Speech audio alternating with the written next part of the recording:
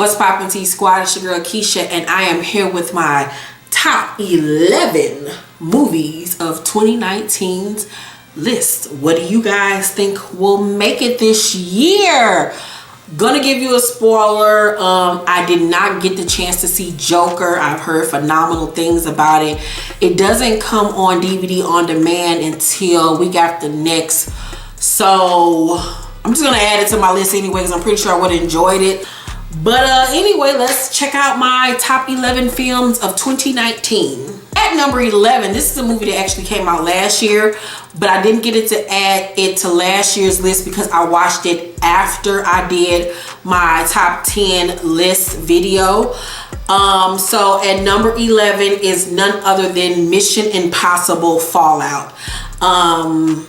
Tom Cruise has been doing these Mission Impossible movies for forever, but I didn't recently get into the franchise until like the last 3 movies, and this movie was so good. The fight scenes, the high stake chases, the different locations that they filmed it at. Tom Cruise is just still out here kicking ass and taking names. A man is almost 60 years old, child, and he is not slowing down. You know, he does majority of all of his own stunts in this franchise, and I'm just blown away by this man and his ability to still have it and to be able to move and to do the things that he does. And he's so courageous and all this crazy shit that this man be doing. Like, he just defies gravity at this point.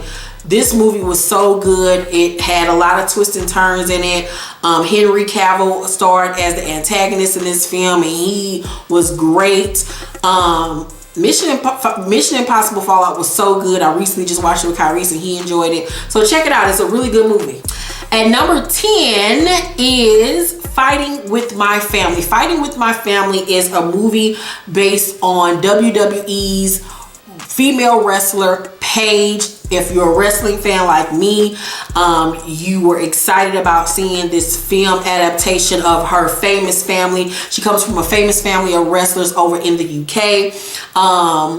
The Rock and his 7 pounds, I think that's production company, was the one that produced this film. It was a really good family film, but it was also her backstory on how she started wrestling, how she came over here to the United States to be a part of WWE, and how it was hard for her to transition over here because she didn't look like all the other WWE divas at that time in WWE history. You know, the girls at that time were still very blonde and sexy and this and that.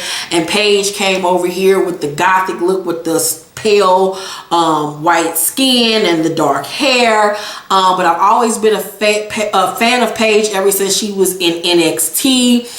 She's no longer wrestling because she has neck problems. She had to have neck surgery, but she's had a very colorful career. You know, she had the sex tape debacle, child. It was crazy. Drug use allegations. She has had a colorful career. She was the youngest female champion in WWE history. She's now doing correspondence for WWE, and she has her own lipstick line. She's just a beautiful girl, and I'm just so happy to see her get her career back on track and her life back on track. But Fighting with My Family was a really good film. I saw it late this year, and it didn't disappoint. I really enjoyed myself. I laughed. It was informative. It was everything I wanted in a film. At number 9 is none other than Marvel's Spider-Man Far From Home.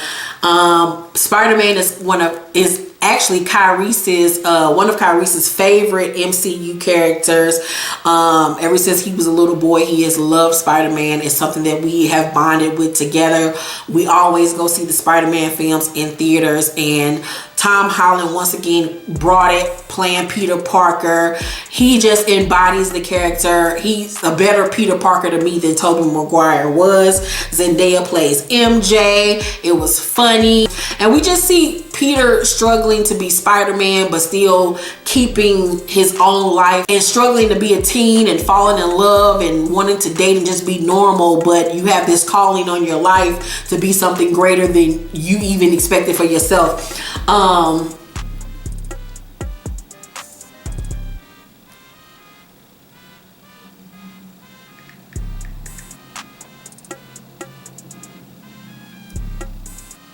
Jake Gyllenhaal played Mysterio in the film. There were great fight scenes. You were rooting for Peter. It was, like I said, funny in certain areas. I love the budding romance between Peter and MJ. It's just so good. So if you haven't seen Spider-Man Far From Home, make sure you check it out. When I heard about the number 8 pick, I was like, I have to see this film. And it is titled The Sun Is Also a Star. It's based on a best-selling novel. And the movie starred Yara Shahidi and actor Charles Melton.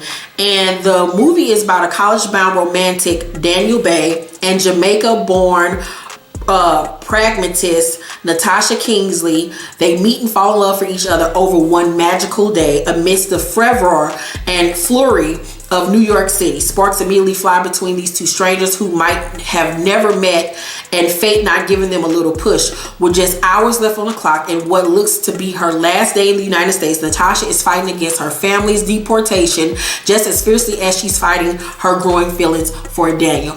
This movie was just so beautifully filmed. New York was the third character in this film. It takes you all over New York. You see these two characters fall for each other in the course of 24 hours. It was beautifully written, beautifully portrayed by Yara Shahidi and Charles Melton. They had great on-screen chemistry. I'm loving to see Yara Shahidi stretch her acting chops. It was just a really good film. I love the ending. If you're looking for a really good romantic film to watch with a really great storyline, The Sun Is Also a Star is the film to watch. Now, my number 7 pick was a film that came out last year, but I didn't get to see it to this year, and that is Bohemian Rhapsody. It lived up to the hype. Rami Malek deserved his Oscar win. He portrayed Freddie Mercury to a T.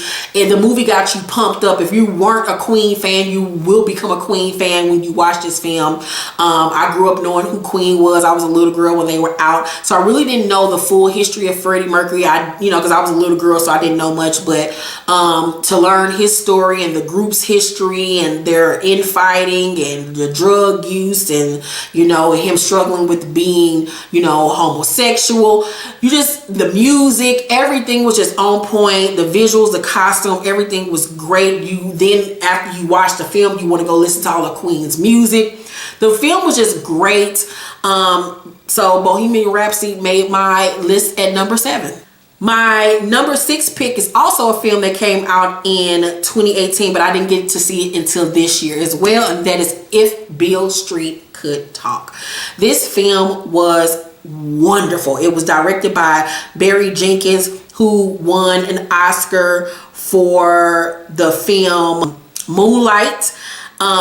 In early 1970s Harlem, daughter and wife-to-be Tish vividly recalls the passion, respect, and trust that have connected her and her artist fiance Alonzo Hunt, who goes by the name Fonnie. Friends since childhood, the devoted couple dream of a future together, but their plans are derailed when Fonnie is arrested for a crime he did not commit.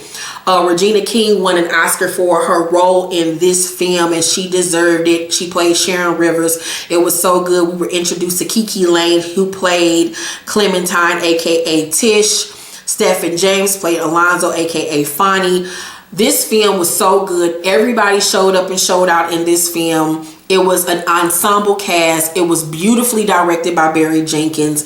It tugged on your heartstrings. It was so sad because this is something that we're still dealing with now today. Black men being wrongfully accused of crimes that they did not commit, and their lives being stripped away from them. But the love between Tish and Fonnie lived on despite all the hardships they faced. The movie was just so good. It was so good seeing this beautiful black love story with this horrific backstory added to it. So make sure that you watch If Beale Street Could Talk. Now, my number 5 pick. Oh my God. When I heard about this film earlier this year, I was like, I gotta watch it.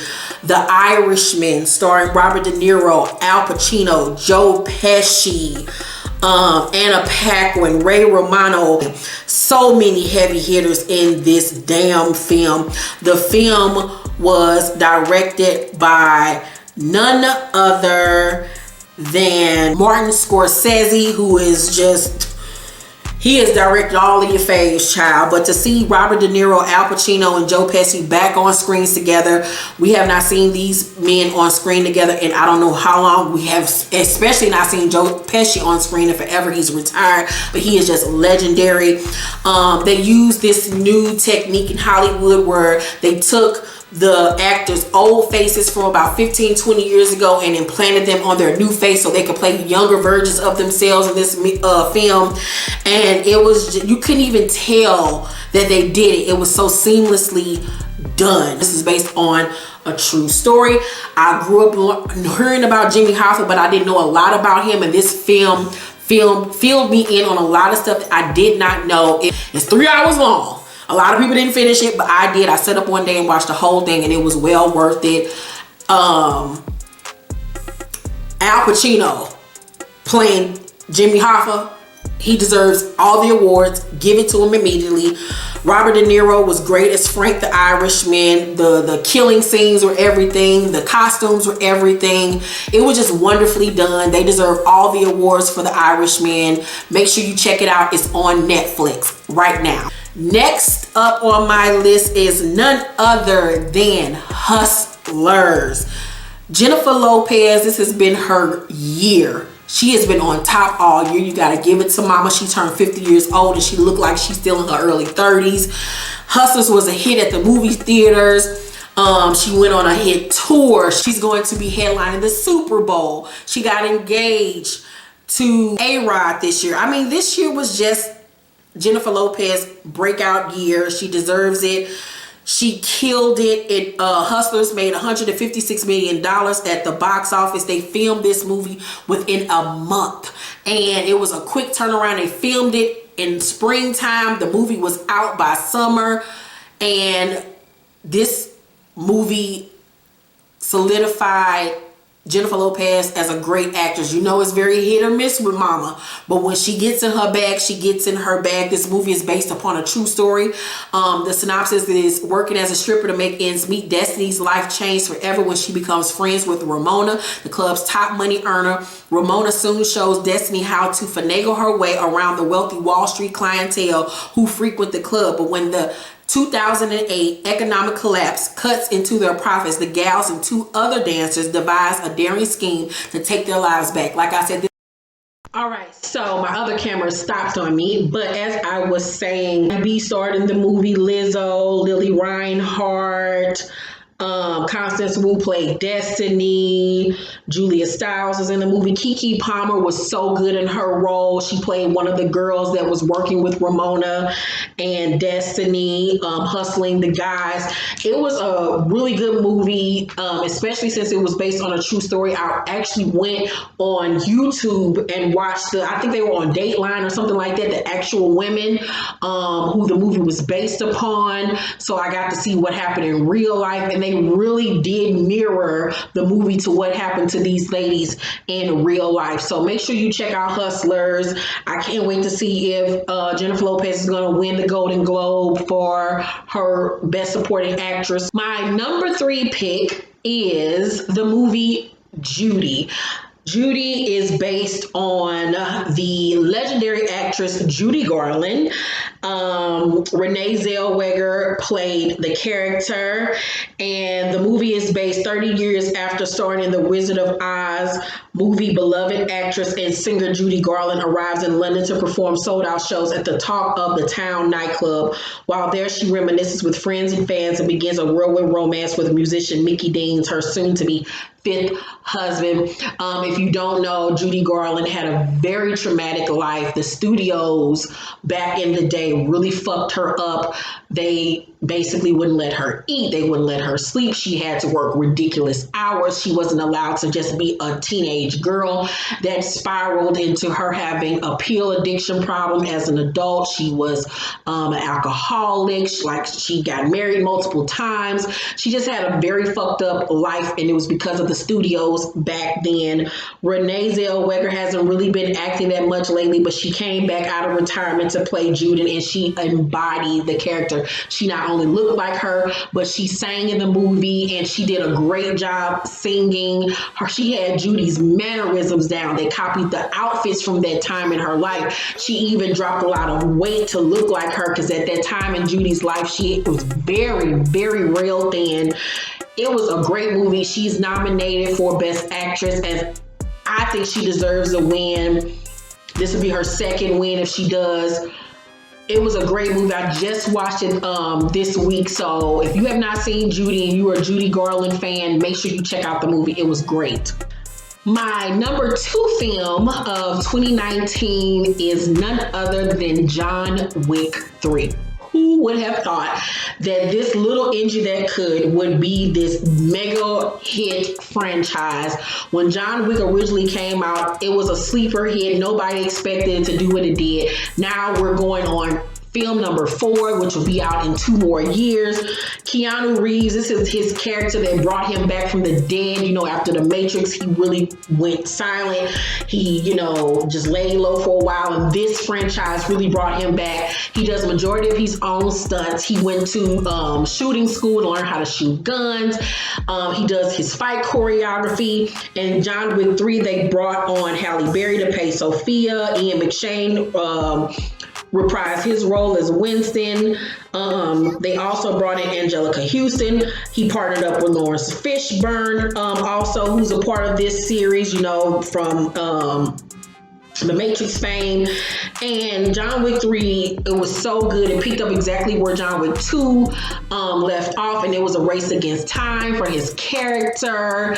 And the fight scenes were just insane. I mean, I don't know who comes up with this shit, but those fight scenes were crazy. The one in the library was crazy. When he was on the horse, that shit was crazy. Like, it's so many dope fight and kill scenes in this movie. It is binoculars. I cannot wait till John Wick 4 comes out. John Wick 4 actually comes out on the same day that The Matrix 4 comes out, which it's crazy. Like, Keanu Reeves will have 2 movies in theaters on the same day. So you're going to have to pick and choose which one you want to go see first. I'm so excited about it. The movie grossed $326 million worldwide with a budget of only $75 million. Oh my God, John Wick 3 was so fucking good.